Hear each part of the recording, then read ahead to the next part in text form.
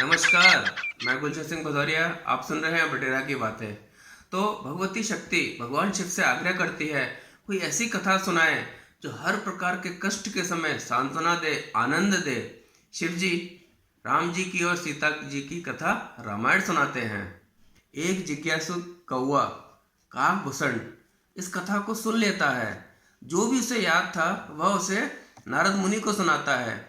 नारद मुनि को जो भी स्मरण था वह वाल्मीकि जी को सुनाते हैं। वाल्मीकि जी जुड़वा बच्चे लव और कुश को गाने के रूप में उसे सिखाते हैं और लव और कुश गाने के रूप में उसे राम जी को सुनाते हैं।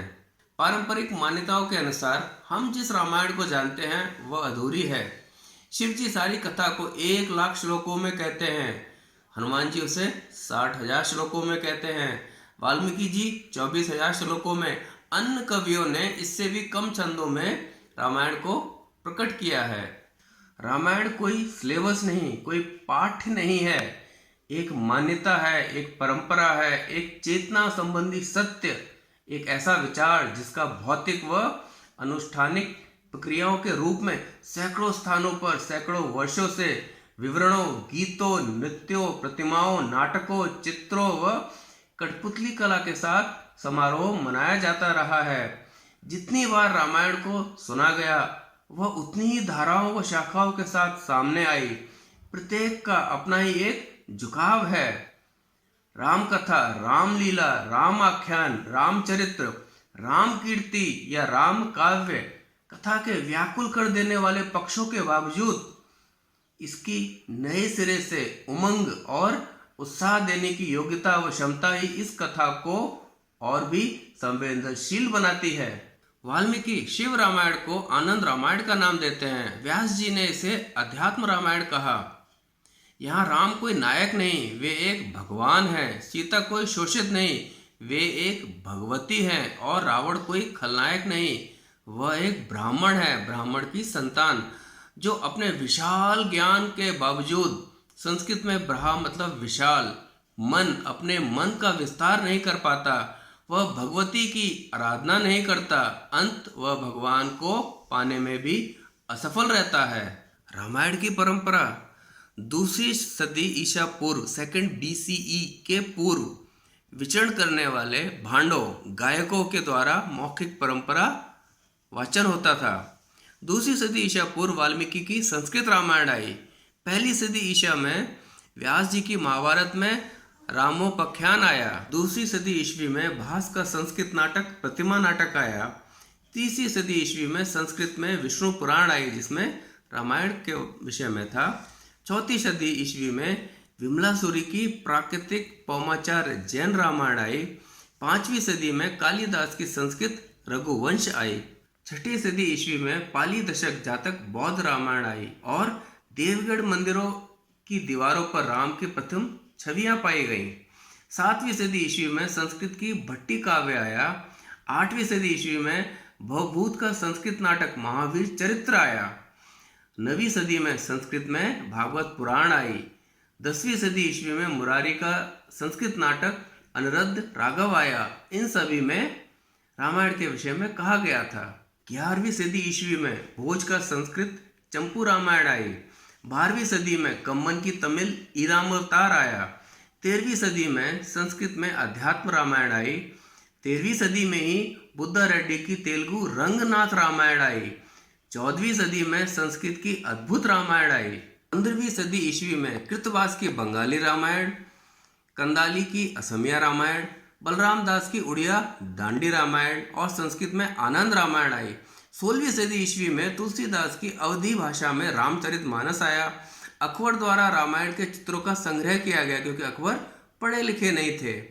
16वीं सदी में ही एकनाथ महाराज की भावार्थ रामायण आई और 16वीं सदी में ही तोरवे की कन्नड़ रामायण आई। 7वीं सदी ईस्वी में गुरु गोविंद सिंह की ब्रज गोविंद रामायण दशम ग्रंथ के अंश के रूप में लिया गया।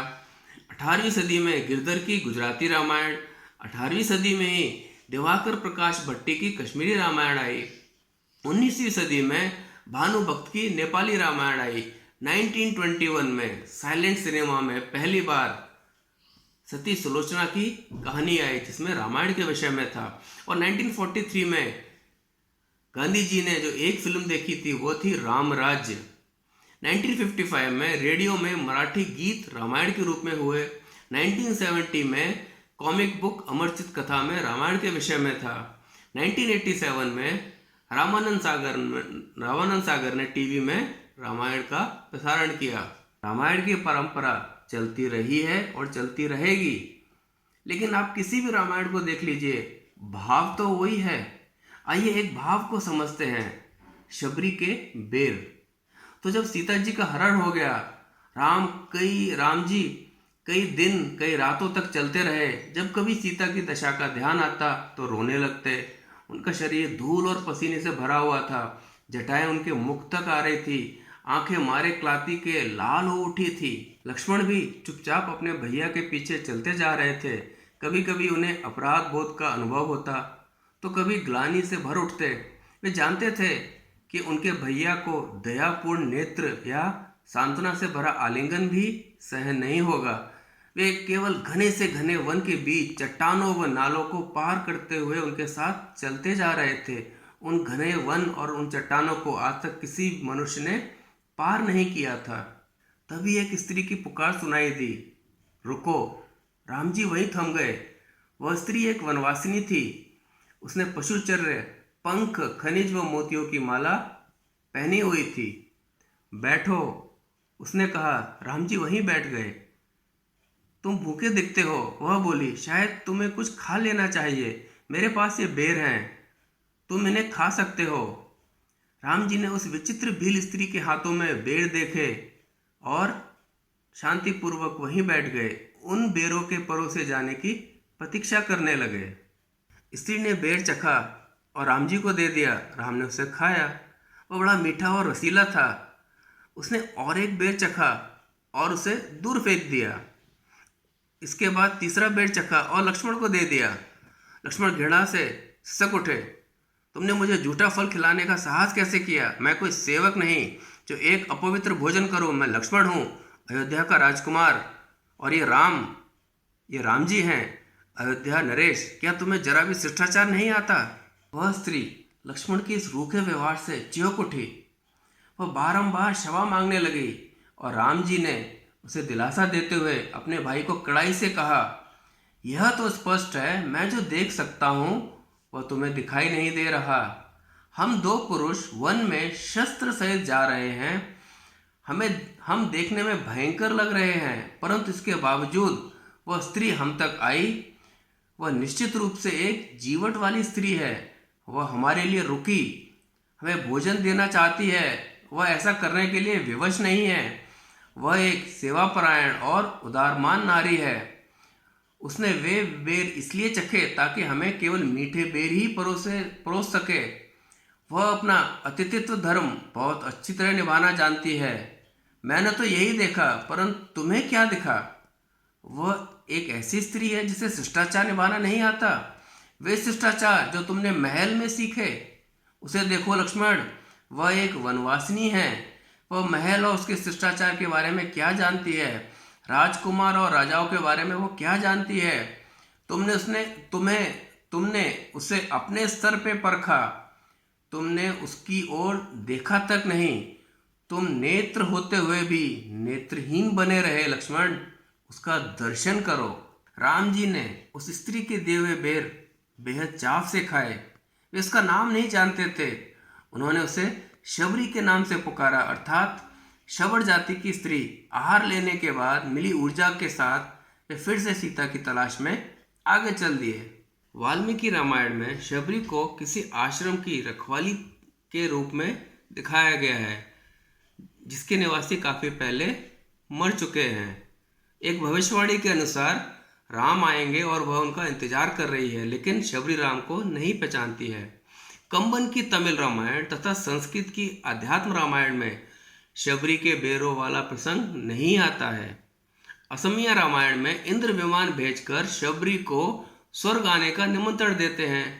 बेरों की कथा बाद वाली मौखिक लोक कथाओं में आई और 18वीं सदी के लेखक जैसे प्रियदास की भक्ति रस बोधनी में भक्ति साहित्य के रूप में शामिल की गई।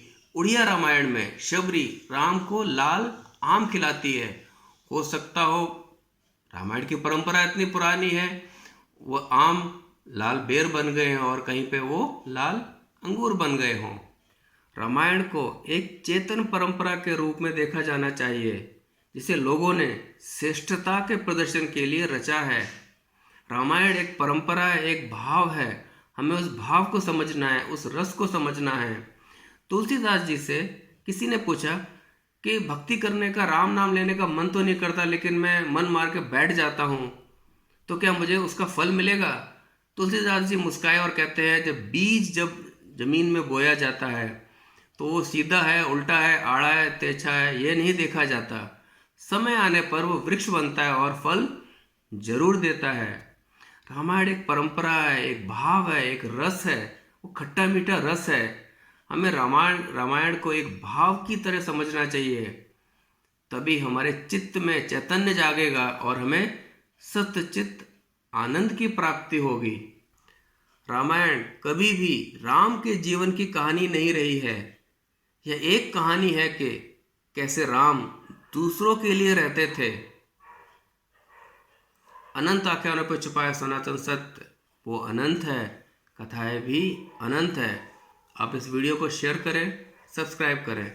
नमस्कार।